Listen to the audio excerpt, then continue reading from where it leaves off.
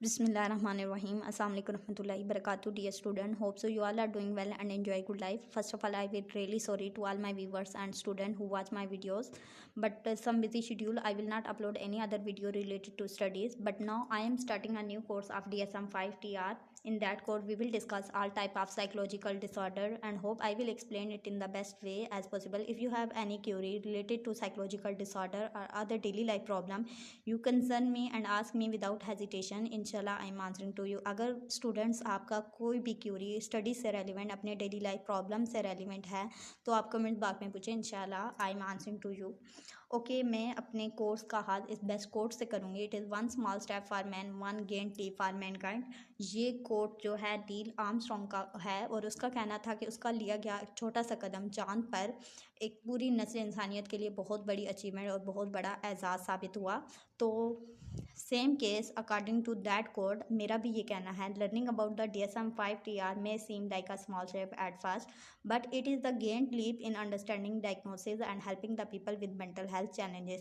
तो उस Neil Armstrong के अकॉर्डिंग मेरा भी ये कहना है कि आपका DSM-5 TR को अंडरस्टैंड करना, समझना उन तमाम लोगों के लिए बहुत हेल्पफुल साबित हो सकता है जो इस वक्त मेंटल डिसऑर्डर और चैलेंजेस का सामना कर रहे हैं.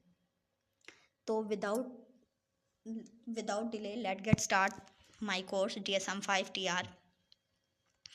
ओके जी, अमेरिकन साइकोलॉजिकल एसोसिएशन का भी एक कोट मैंने यहाँ पे किया है कि DSM-5 TR educate clinician and the public about the mental health complexities. जो भी प्रोफेशनल है और जो जितने भी क्लिनिशियन हैं उनको DSM-5 TR ये गाइड करती है जो लोग मेंटल हेल्थ इश्यूज़ का सामना कर रहे हैं उनको किस तरह से हमने उनको एजुकेट करना है, किस तरह से उनकी हेल्प करनी है. In that code, we will explore how mental disorders are classified, diagnosed, and treated. Each small concept we learn will help us take a big step toward the improving the mental health awareness and professional knowledge. Let's take this journey together. तो हम सब मिलकर इस course को इतना मैं आपको explore करवा दूंगी कि हमें किस तरह से दूसरे लोगों को के अंदर मेंटल हेल्थ की अवेयरनेस क्रिएट कर सकते हैं. बहुत सारे लोग दुनिया में और मेंटल हेल्थ चैलेंजेस का सामना तो कर रहे हैं लेकिन उनके अंदर ये अवेयरनेस नहीं है कि वो मेंटल डिसऑर्डर्स का शिकार हैं. सो DSM-5 TR को समझने के लिए हमें थोड़ा सा गौर करना है कि DSM-5 TR है क्या. तो ये एक डायग्नोस्टिक एंड स्टैटिस्टिकल मैनुअल की ये किताब है और एक पूरा मैनुअल दिया गया है मेंटल डिसऑर्डर्स के बारे में. मैनुअल मतलब आपको एक गाइडेंस दी गई है कि कौन कौन से डिसऑर्डर्स एक इंसान के अंदर और किस किस कैटेगरी की फॉल कर सकते हैं. और ये टेक्स्ट रिवीजन है यानी कि अपडेट हुआ एक न्यू वर्जन आया है DSM-5 TR के नाम से. अब आपको ये पता होना चाहिए कि what does DSM-5 TR do. तो DSM-5 TR helps doctor, psychologist and therapist understand and diagnose a mental health condition. जो स्टूडेंट या जो भी प्रोफेशनल DSM-5 TR को बेहतरीन तरीके से अंडरस्टैंड कर लेते हैं तो वो मेंटल हेल्थ कंडीशन को डायग्नोज भी कर सकते हैं, अंडरस्टैंड कर सकते हैं. और स्पेशली ये डॉक्टर, साइकोलॉजिस्ट और थेरेपिस्ट यूज़ करते हैं. उसके अलावा जी इसकी इम्पोर्टेंस क्या है. ये DSM-5 TR जो है ये हमें मेंटल हेल्थ इश्यूज़ को आइडेंटिफाई करने में हेल्प करती है, हमें ट्रीटमेंट प्लान करने में सपोर्ट प्रोवाइड करती है कि हमें किस तरह से अपना ट्रीटमेंट प्लान करना होगा. अगर एंजाइटी डिसऑर्डर है या कोई डिप्रेसिव डिसऑर्डर है तो हमने एक क्लाइंट को किस तरह से अपना ट्रीटमेंट प्लान करना है ताकि वो ठीक हो सके. Ensure the consistent diagnosis. Think DSM-5 TR like a medical dictionary. Just as the dictionary help you understand the word, DSM-5 TR help the professional understand the mental health condition. आप ये समझ लें कि DSM-5 TR भी एक dictionary की book की तरह है. जिस तरह से डिक्शनरी हमारी हेल्प करती है ना कि हमें कौन कौन से वर्ड हैं और उनका क्या मीनिंग है, हमें वर्ड को अंडरस्टैंड करने में मदद करती है डिक्शनरी. तो ये भी हमें जितने भी मेंटल हेल्थ कंडीशंस हैं, जितनी भी मेंटल प्रॉब्लम हैं, मेंटल डिसऑर्डर्स हैं, उनको समझने में, उनको अंडरस्टैंड करने में हेल्पफुल साबित होती है.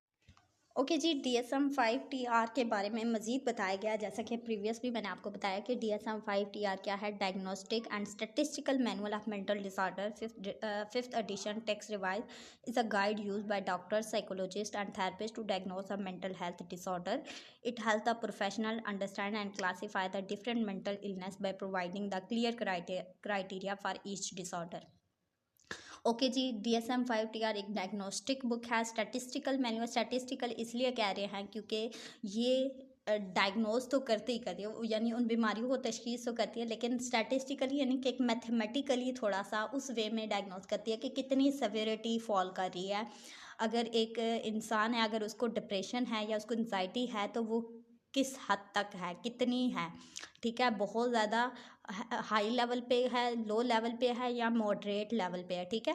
तो ये चीज़ भी गाइड करती है आपको DSM-5 TR। इसके अलावा ये थेरेपिस्ट को, साइकोलॉजिस्ट को डायरेक्शन प्रोवाइड करती है कि उसने किस तरह से डिसऑर्डर्स को डायग्नोज करना है और फिर किस तरह से अपना ट्रीटमेंट प्लान करना है, ठीक है।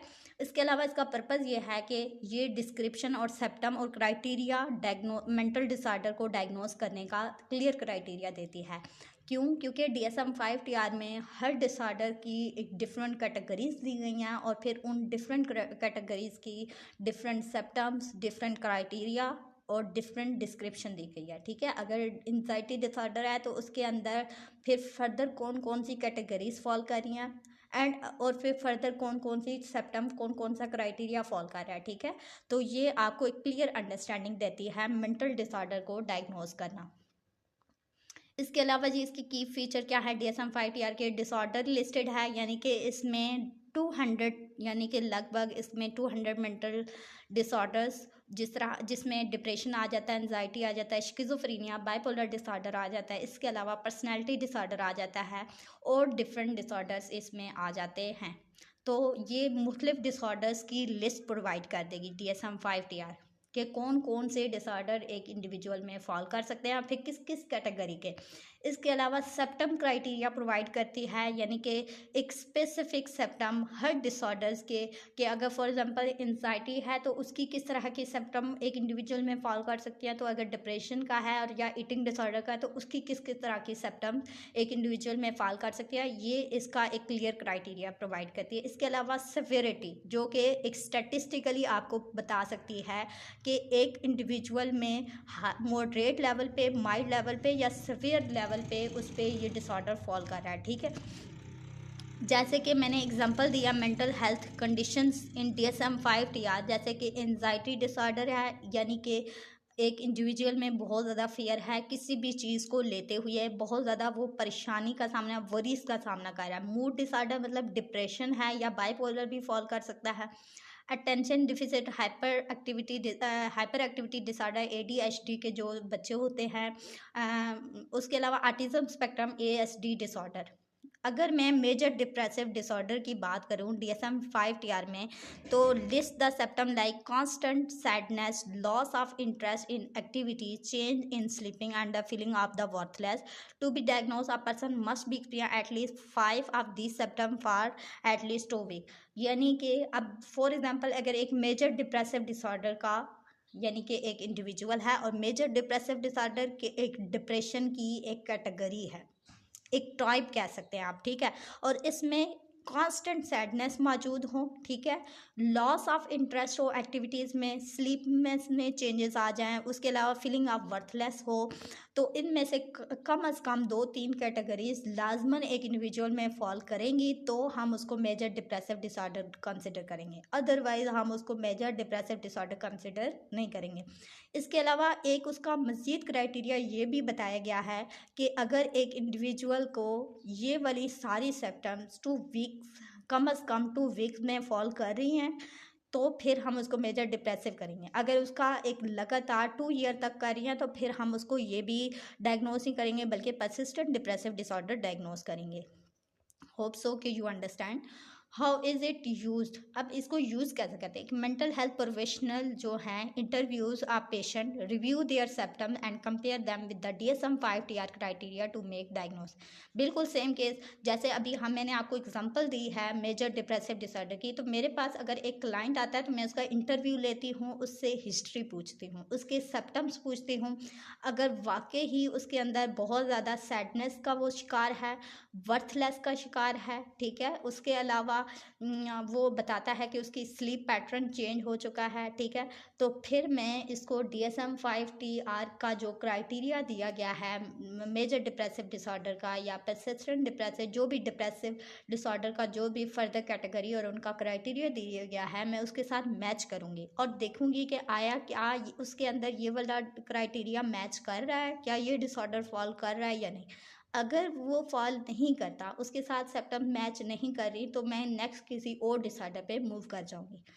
Summary, DSM-5 tier is helpful guide for diagnosing mental health disorder. It standardizes the criteria used by doctor and therapists to ensure the consistency and accuracy, making it easier to identify and treat the mental health condition across the world. पूरी दुनिया में जो लोग mental disorder और mental health challenges का सामना करते हैं, थेरेपिस्ट इस बुक को यूज़ करते हुए, इस बुक को अंडरस्टैंड करते हुए उन तमाम जो उनकी उस इंसान के अंदर जो डिसऑर्डर फॉल करता है उसके साथ मैच करते हुए उसकी हेल्प करते हैं, उसके ट्रीटमेंट प्लान करते हैं, ठीक है।